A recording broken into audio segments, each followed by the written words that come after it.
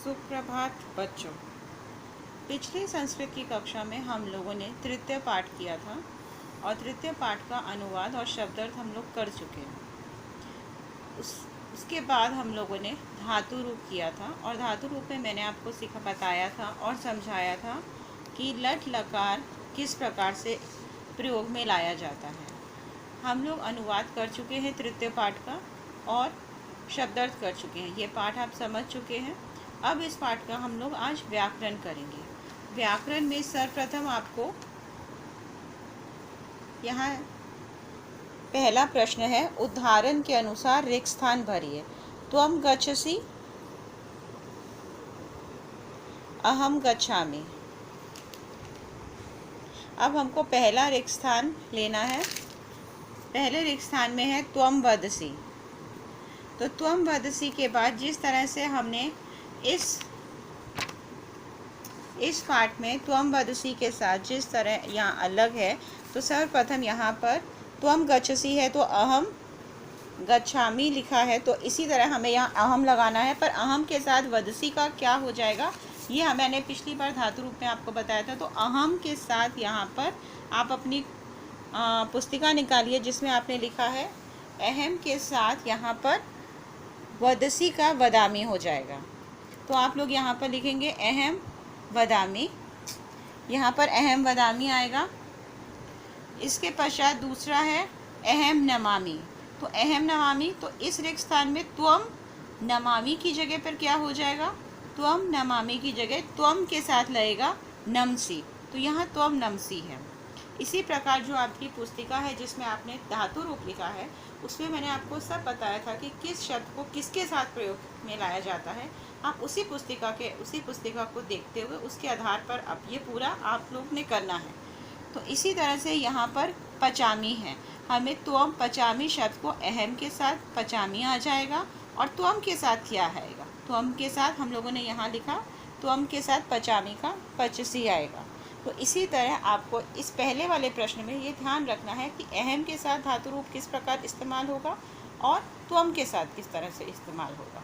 तो उसी को ध्यान में रखते हुए मैंने आपको बता दिया। पहला है त्वम वदसि अहम, त्वम वदसि अहम वदामि, त्वम नमसि अहम नमामि, त्वम पचसि अहम पचामि।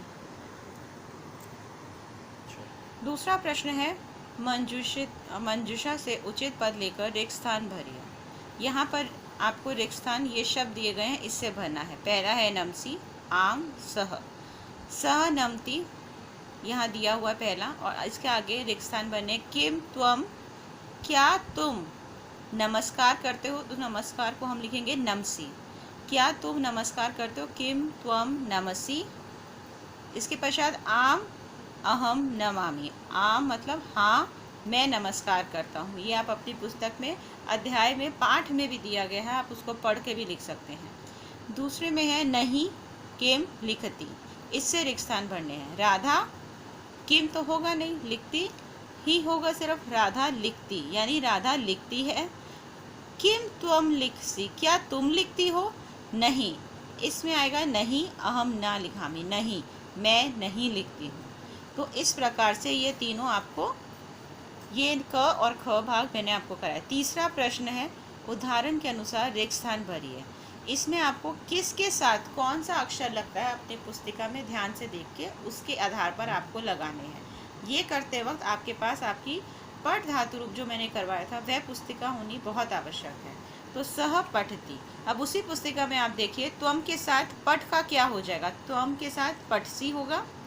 ते लिखंती, अहम के साथ लिख का क्या हो जाएगा, लिखामी। अहम के साथ लिखामी आता है।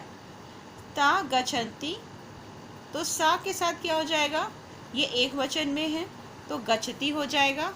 ते गायन्ति के अहम गायामी। क्रीड़ा खेलन्ति, तो त्वम खेलसी।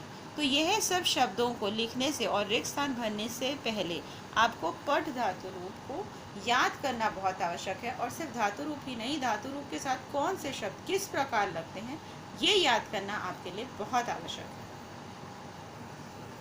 चौथा प्रश्न है, नीचे दिए गए प्रश्न उत्तर के जोड़ों में रिक्त स्थान भरिए। यानी हम लोगों को यहाँ जोड़े में रिक्त स्थान दिया गया है, इसको किस प्रकार भरना है ये आप लोग ध्यान दीजिए। पहला वाला उदाहरण के तौर पे यहाँ दिया हुआ है किम त्वम खेलसी आम अहम खेलसी। पाठ के आधार पर ही है, पाठ को ध्यान से पढ़ेंगे आप समझ जाएंगे। धातु रूप आप देखेंगे उसके आधार पर ही आपको लिखना है। सर्वप्रथम है किम त्वम, तो किम त्वम आपने पाठ में पढ़ा ही होगा और नीचे भी दिया हुआ है पठामी। तो त्वम के साथ आपको कौन सा पठामी को किस धातु रूप में किस तरह से आपको प्रयोग करना है, तो वो है किम त्वम पठसी, क्योंकि त्वम के साथ पठसी ही आता है।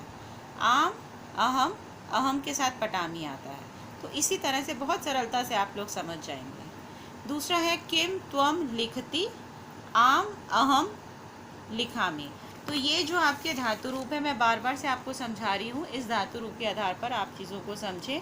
किसके साथ, जैसे सहा के साथ पठती है, तो ते के साथ पठत है, ते ता के साथ पठती है, त्वम के साथ पठती है, युवाम के साथ पठत है, यूयम के साथ पठत है, अहम के साथ पठामी है, आवाम के साथ पठावा है, वयम के साथ पठामा है।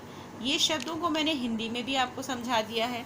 इन्हीं को ध्यान में रखते हुए कि जहाँ स है वहाँ पठती आएगा, तो है तो पठत आएगा, जहाँ ते या ता है पठंती आएगा, और ठीक अगर पठ नहीं है तो लिख होगा, गायम होगा, या उसी प्रकार के कुछ शब्द होंगे। तीसरा है किम नमसी में क्या आएगा, त्वम आएगा। किम त्वम नमसी आम अहम नमामि। किम त्वम सत्यम, सत्यम के साथ वदसी हो जाएगा। किम त्वम यहाँ दिया हुआ है तो त्वम के साथ वदसी होगा। आम अहम सत्यम वदामि। अहम पचसी है तो अहम के साथ पचामी हो जाएगा। किम त्वम पचसी। ठीक इसी प्रकार से सिर्फ धातु रूप को स्मरण कीजिए और उसके आधार पर आप लिखिए। अगला प्रश्न है 5वां, उदाहरण अनुसार वाक्य की पूर्ति कीजिए। पहला दिया हुआ है सह बालक पठती, तो यहाँ स दिया हुआ है और पठ को हमको बदलना है, तो पठ का सह के साथ पठती आ जाएगा। उसी प्रकार अब सा दिया हुआ है और हमें खाद शब्द दिया, तो खाद को हम सा में किस प्रकार से लिखेंगे, मैंने आपको बताया था एक वचन है, सा बालिका खादती होगा। ते किस में आता है, बहुवचन में, तो लिख को अगर हम बदलेंगे तो लिखंती हो जाएगा, ते बालिका लिखंती। अहम नम का क्या होगा, अहम में आप किस प्रकार से प्रयोग करेंगे, अहम एक वचन में आखिर में आएगा, उत्तम पुरुष में नमामि। इसके पश्चात त्वम हस का हससी, ता का फिर बहुवचन हो गया क्योंकि ता है यहाँ पर, तो गे का यहाँ गाय कर दिया है, तो ते ता बालिका गायंती, तो बहुवचन में। किस प्रकार से धातु रूप को देखते हुए आपको ये बदलना है और आप बहुत सरलता से ये समझ जाएंगे। कर्ता व क्रियापद के समन्वय की दृष्टि से निम्नलिखित वाक्य शुद्ध हैं अथवा अशुद्ध हैं। अशुद्ध होने पर वाक्य शुद्ध करें और शुद्ध होने पर वाक्य शुद्ध हैं, ऐसा छात्र ऐसा बोलें। तो यहाँ पर वाक्य दिए गए हैं, हमें इनको शुद्ध करना है। जिस तरह से धातु रूप मैंने आपको बताया, किस तरह से किसके साथ कौन सा शब्द लगेगा, उसी को आप ध्यान में रखते बताएंगे कि ये वाक्य सही है या गलत है। अगर वाक्य शुद्ध है तो अच्छी बात है, तो आप उस वाक्य को ऐसे ही लिख देंगे, और वाक्य अशुद्ध है तो आप उसको शुद्ध करके लिखेंगे। त्वम गच्छसि यहाँ दिया हुआ है, परंतु त्वम के साथ क्या गच्छसि लगता है, यहाँ पर त्वम गच्छति है, तो पहला है त्वम गच्छति, तो त्वम के साथ गच्छति, या तो क्या त्वम के साथ गच्छसि लगता है, हाँ त्वम गच्छसि सही है और त्वम गच्छति गलत है। इसी तरह अहम हस्ति, अहम हस्ति, अहम के साथ हस्ति लगता है, अहम के साथ हसामी लगेगा। ते नमसी, ते किस में मैंने आपको बताया था, बहुवचन में, तो नमसी का नमंती हो जाएगा, ये अशुद्ध है, ते नमंती। सा खेलसी, सह खेलसी, सह का खेलती हो जाएगा, एक वचन है, प्रथम पुरुष है, सह खेलती। ता नमति, ता बहुवचन में है, एक वचन बहुवचन का है, प्रथम पुरुष, तो ये हो जाएगा ता नमंती। त्वम पचसी, त्वम पचसी शुद्ध वाक्य है, वो त्वम पचसी ही रहेगा। हमने यहाँ देखा गच्छसी है तो पचसी का पचसी ही रहेगा, ये वाक्य 5वां वाला शुद्ध है। इसके बाद सा गायंती, सा गायंती की जगह सा गायती होगा क्योंकि यह एक वचन का प्रथम पुरुष है। अहम पचती, पचती का अहम पचामी होगा, सह वदसी सह वदती होगा। तो इस प्रकार आपको आखिर में वाक्यों को शुद्ध करके लिखना है और आपका गृह कार्य यही है कि आपको यह सारा अपने पुस्तक में ठीक से लिखना है और स्मरण करना है। तो आप ये ध्यान रखिएगा कि धातु रूप याद करिए, जिस प्रकार पठ का अच्छे से स्मरण कर लीजिए तो यह आपको याद करने की आवश्यकता नहीं होगी, आप समझ कर लिख सकते हैं। आज कक्षा मैं यहीं समाप्त करूंगी। अगली कक्षा में मैं आपको अगला अध्याय पढ़ाऊंगी। धन्यवाद।